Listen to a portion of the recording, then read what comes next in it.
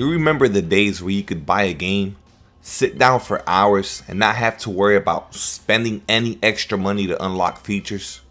From Mortal Kombat to Mario Party on Nintendo 64, playing with your friends and family, and I just can't help but think those days are far behind us.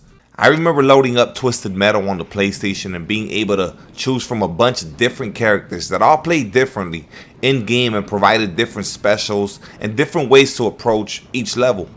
Back then, there was no online. I beat that game so many times with all the characters just to see different endings. That's right, at the end of the game, you would get a pop-up screen with a quick story about what happened to that specific character once you beat the game. And guess what? It was amazing. Didn't have to worry about paying extra. That didn't exist. You purchased the game and that was it. Gran Turismo. I can't begin to explain how many hours of my life I poured into that game. I would leave my console on for days and days to not lose my progress and stack up all my credits so that I can upgrade my car or make a new purchase for my collection. Today, just get your credit card ready. There's a bundle waiting for you to purchase the expansion that you've been waiting desperately for. Now don't get me wrong, it's not all negative. Games like Fortnite and even Call of Duty, they've adapted in smarter ways to let the players choose how much money they're going to spend. Fortnite, for example, is completely free to play and gives you the option to buy character skins and weapon skins in the store. You can see the appeal. You never spent a dime on the game and now you're invested. Might as well buy what you like. Call of Duty adapted by making Warzone, which is extremely successful. They made that game free to play for everyone, cross-platform, just like Fortnite, bringing everyone together for an experience like none other. Again, allowing you to buy specific character skins and weapon skins as you wish. You know what you are paying for, and that's the key. Knowing where your money is going and precisely what it will get you. It's that simple. Now on to NBA 2K23. This is what we got right now, and this is how far your money will take you. The game itself costs $70. So if you want to get NBA 2K23 when it drops, it's going to cost you $70. That's the most standard edition of the game with no extras. This is currently what the pack market looks like on NBA 2K23. You have these super packs, which contain some of the best cards in the game. These are not necessarily the best, but that's kind of the point of super packs. And then you have the newest set, which is this cosmic set. You'll see 3 Galaxy Opals on here, some really good cards, and you're looking at about 11,250 VC per pack or 15,750 MT per pack. If you play the game, you basically know the prices, but I'll just go ahead and show you guys. So for a $100 bundle, you're gonna get 450k VC. That's good enough to do about 220 pack boxes of cards and then a couple of singles. So that's what you're gonna get with $100.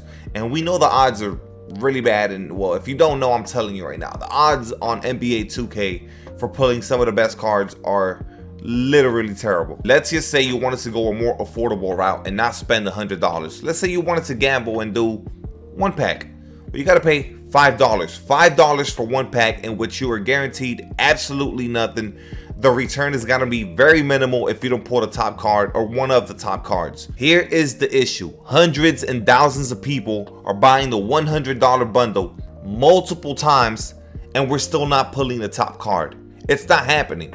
And I'll show you. I'm going to go ahead and show you guys the auction house. And this is on PlayStation, which typically does have more cards available than Xbox. And I'm gonna go and do a search for Galaxy Opal Yao Ming, and you're gonna see there's not a single Yao Ming in the auction house. Now explain that to me. How is one singular card so rare that he is not available at all for purchase in your game? He's not there. When this card dropped, hundreds and thousands of people poured insane amount of money into this game to be able to get this card. He is not even available. And you might say, oh, well, everyone's holding on to their cards and there's so many people banned. That is not the point. How is the card not available for the players that are currently still able to play the game? If they wanted to go and get Yao Ming, why is that not available to them? Why is it so limited? Why are the odds so bad that a car is like a dinosaur and he's just extinct? That makes no sense.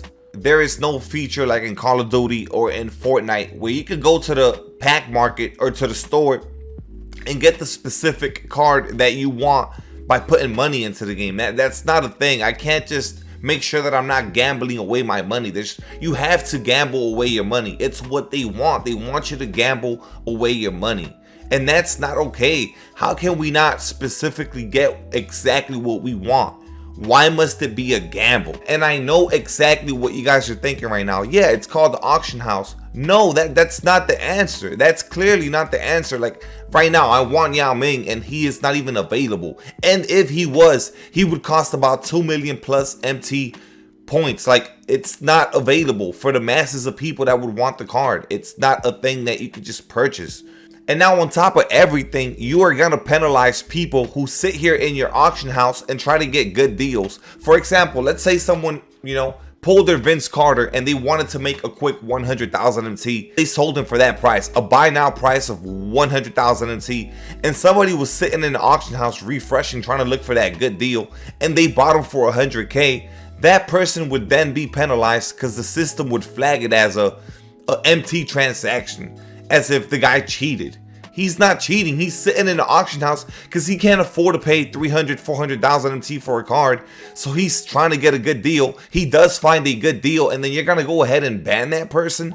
So essentially what we have is a company that puts out a product, and the one way to get cards is to spend hundreds of dollars to gamble and trying to pull that card. There's no specific way of getting it. The auction house is not the answer, especially when you're going to penalize your players when they get good deals. What are we supposed to do? What are we supposed to do? To top it all off, you drop these super packs, which are limited to VC only, aka you gotta gamble. You can't open these with MT, which is the currency that you're actually able to earn in the game. Like, nah, you can play this game for 30 days straight. No shower, no sleep, no food. You can have all the MT points in the world. And if you want to open these packs, you can't. They don't allow you to. They want you to put your money into the game to gamble at getting some of these cards. They want you to gamble to get these cards.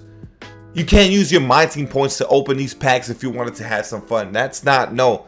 2K doesn't give you that option. They said no sir, no sir. You must purchase VC from us to then go ahead, and with that VC, by the way, you can't go into the auction house with the VC. You can only open packs with the VC, which there's no guarantee you're gonna get a good card. It's just not happening. It's not a guarantee that you're gonna get this Michael Jordan, this Paul George, this Kawhi Leonard, which, by the way, are not the greatest cards. So think about that. When I buy VC from this company, I then can't go and get the specific player I want. No, I gotta gamble it away on boxes to hopefully, maybe, get one of the cards that's available in these packs. Because the odds are you're gonna go scroll down here and you're gonna get one of these boys right here from one of the previous seasons. You're looking at some diamonds.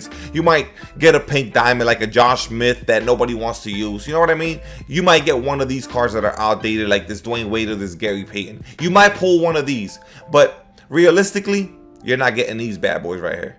Now let me stop with the rant. That is not the point of this video. I don't want to sit here and complain about the things that we do have and we don't have. I want 2K to take a look at this and realize, okay, there's something wrong with this picture. We got to do better.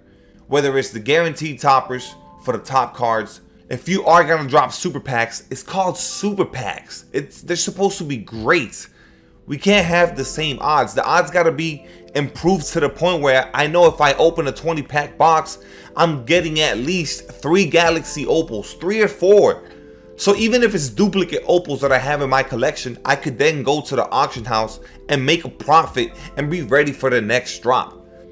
My $100 needs to be rewarded with MT points or with the cards that I don't currently have in my collection.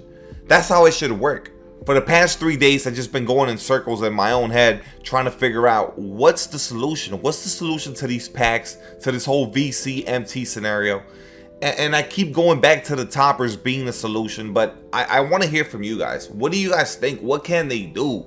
I know some of you guys have said that they could put a cap on the auction house for 1 million MT and keep it at that, but I don't really think that's it.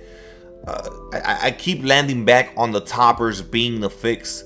toppers with the guaranteed top 2, top 3 cards in them, no matter what. It's got to be the top tier. I don't want to pull a pink diamond when the opal's the highest tier, so it has to be an opal. If we're in the dark matter stage, then it has to be a dark matter, because it's just so much money that's being poured into the game. Again, the Yao Ming scenario just makes no sense. How is one specific card not available at all in the entire market, in the auction house? So even if I did have the My Team points, even if I was sitting on X amount of VC, I can't get that card. How are you limiting the experience to this extent? It's a video game. It's supposed to be fun. How are you making something so unreachable that we can't enjoy or obtain that card? No. No, no, no, and I get it, man. And I don't mean to be disrespectful. Some weirdo out there is saying, well, the card is supposed to be rare, and I completely disagree. The card could be rare, but still obtainable. Right now, it's not even available. Understand that.